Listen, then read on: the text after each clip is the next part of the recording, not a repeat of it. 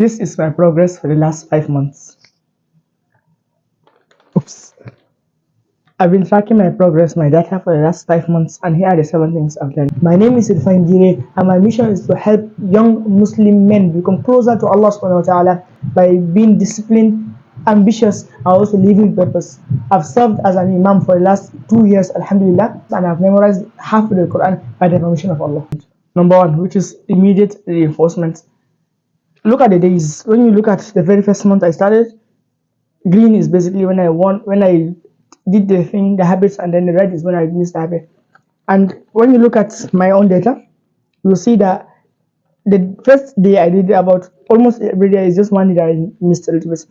And on these kind of days, I found out that the days that for example, the moment I complete, let's say for example, this work as a deep work, the moment I'm done with this, I'm gonna take it. The moment you finish a task and you take it in this thing, that gives like immediate reinforcement. It gives you like a feedback. Okay, you've done this thing. Subconsciously, you don't realize it. Quick pause. If you're a young Muslim man who's serious about discipline, ambition, and becoming closer to Allah subhanahu wa ta'ala, I've got a free gift for you. I'm offering a free, completely free one-to-one strategy call where we'll look at your own specific problem, where you are at, and we will create an actionable plan, a practical step-by-step plan specifically for you, for completely free. There will be no sign-ups, no payments, no opt-ins. If you're interested, it will be linked down below. On those days that I had like full days like this, those are the days that I just do this thing and take it, do this and take it. This by the time I did about 8 of them, or about maybe 60-70% of the things, I just want to complete this thing. Like I remember that day I was not able to sleep. I was just wanting to just finish the meditation, just do this, just exercise, just do it. I just want to finish all this things because I was doing the immediate reinforcement. And the days I missed hard, these kind of days, these are the days when I just did this thing. I just left life and I was struggling those days.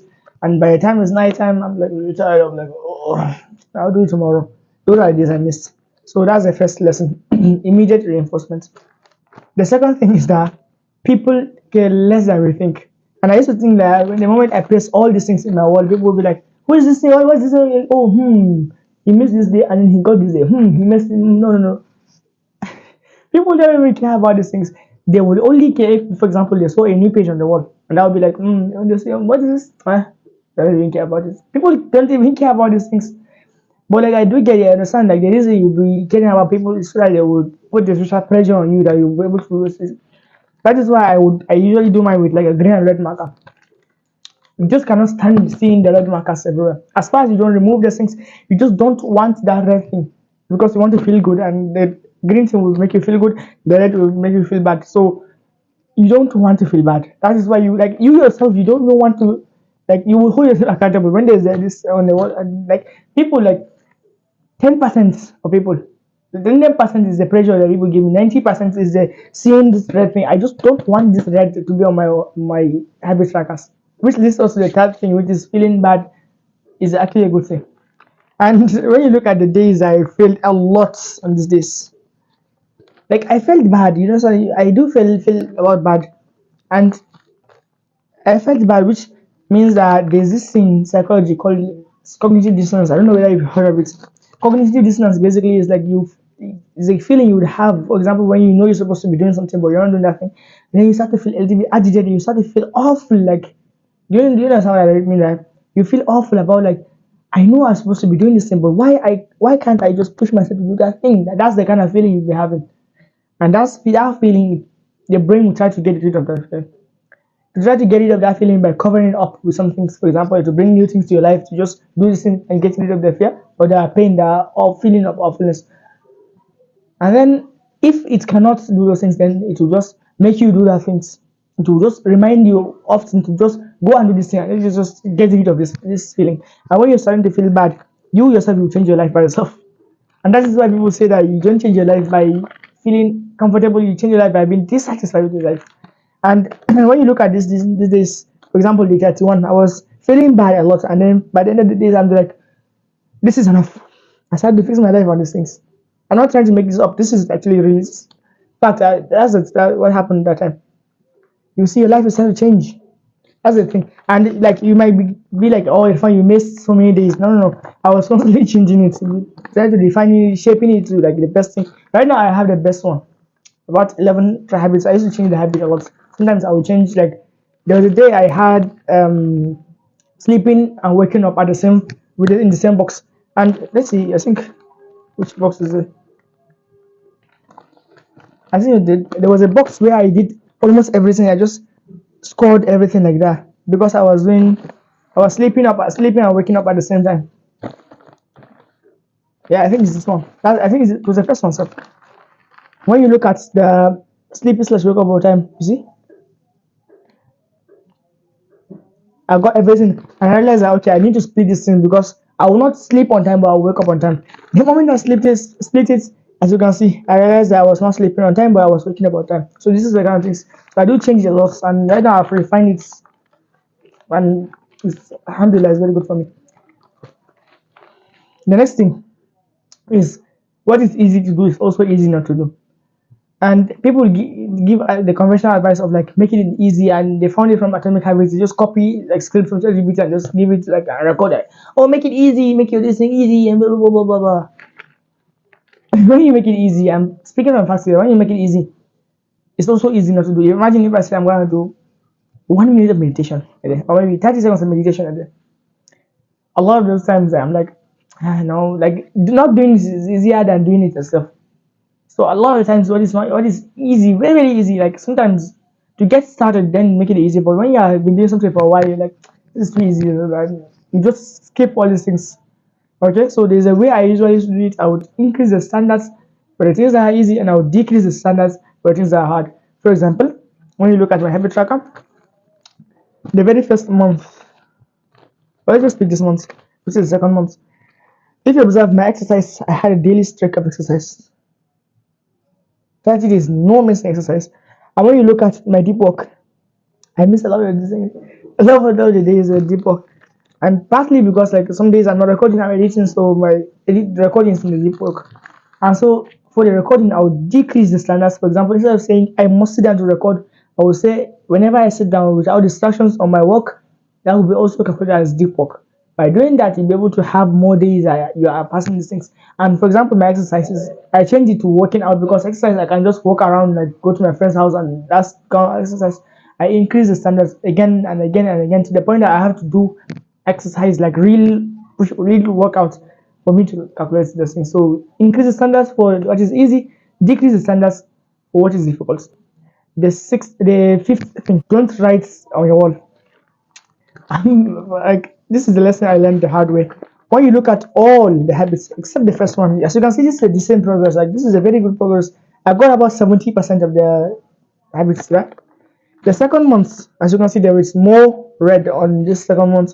And you can see, destroy your ego, stay humble. This is like a quote, I just wrote it down. Like I failed a lot.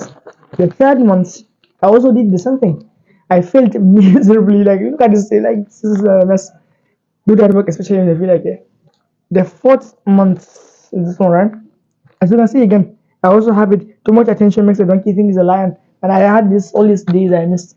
The fifth month, I also have millionaires and born in that I made in darkness. Look at all these skills, and I started to realize that I just realized it in this month actually. The next habit track I did not write any things on it. The problem when you write things on your wall and like the motivational quotes, it just saps away the drive completely. I don't know, that's just for me, but I noticed that the moment I just paste it on my wall, like don't sacrifice. There was a time I remember during our Qur'an competition, I pasted it on my wall. At first, I was doing so much more Qur'an, I was just violently taking action. And I pasted it on my wall. You have no place in second place, so you can only become first position. The moment I pasted it in this wall, I just left everything. I just stopped wanting to do the Quran completely. I just stopped doing all these things. It just sapped all my drive, all my motivation, everything by pasting on the wall. So this is a lesson. Just don't even write it on the wall. I'm not like I understand that discipline is better than motivation. When you put in your wall, like okay, I understand discipline is better than motivation. I understand, but having an extra motivation in your life, isn't that a good thing? Imagine wanting to do hard work. That's a good thing. Right now, I've been working for a long time. Had it been a person, well, okay, do the hard work. I'm telling you, I will not be able to do all these things. So remove this thing from your wall.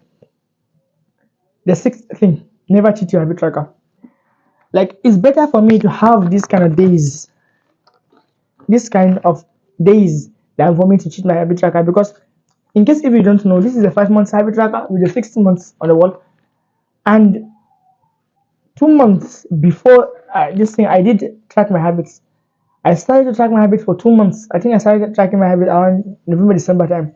I tracked it for about 2 months, and then I was like, whenever I miss, I don't want people to see that. Like in the past, it usually used to be like good at X or something like that, and I started to feel a little bit. I don't want people to see me, so I started to X, just mark it good. Even if I don't get the day, I just mark it. Like I'll do it tomorrow. Don't worry, I'll do it tomorrow. And I remember those days that I did those things. I just stopped wanting to do the habit tracker. Although I am doing it. For example, if I say I'm not meditating today, the next day I'll meditate for double the time. And other things, I just stopped wanting the habit tracker. I just removed the habit tracker completely. That is the problem. The reason I was able to stick with this, despite having this kind of day, despite having those things, is because I prefer failing than cheating the calendar, the habit tracker. Because when you cheat, I promise you, you would stop tracking the habits, which is a very bad thing to do. The seventh thing is the feeling of fulfillment. Looking back, all the days I wish all the days was just green like this, and I'll try to like strive for having a green, inshallah. The days that you push through and work so hard to be able to like, achieve all these small habits and all these things, you will start to have a feeling of fulfillment. You'll be much more happier with your life. Even if you are in a rut, the reason you are in a rut is because you don't have this kind of fulfillment in your life, so you just feel like your life doesn't have any meaning. Okay, so you don't understand. Having this kind of, you'll be happy, you'll be much more fulfilled, you'll be much more joy. But you to bring this joy in your life, and you'll be so much more happier. That's the things I'm talking about. You feel happy, and that is one of the best feelings you possibly have. This is the feeling of fulfillment. Let's go over all the seven things real quick. The first one, immediate reinforcement. People care less than you think. Failing bad at progress is a good thing. What is easy to do is also easy not to do. Don't write on the wall. Never cheats the tracker, and also feeling of fulfillment. I would like to end with the humble quotes. Too much attention makes the donkey think he's a lion. Assalamu alaikum wa rahmatullahi wa barakatuh. If you found this video beneficial, then don't forget to book your free one-to-one strategy call. Go to the link down below. May Allah bless all of us in our journey, and I'll see you in the next video. Assalamu alaikum wa rahmatullahi wa barakatuh.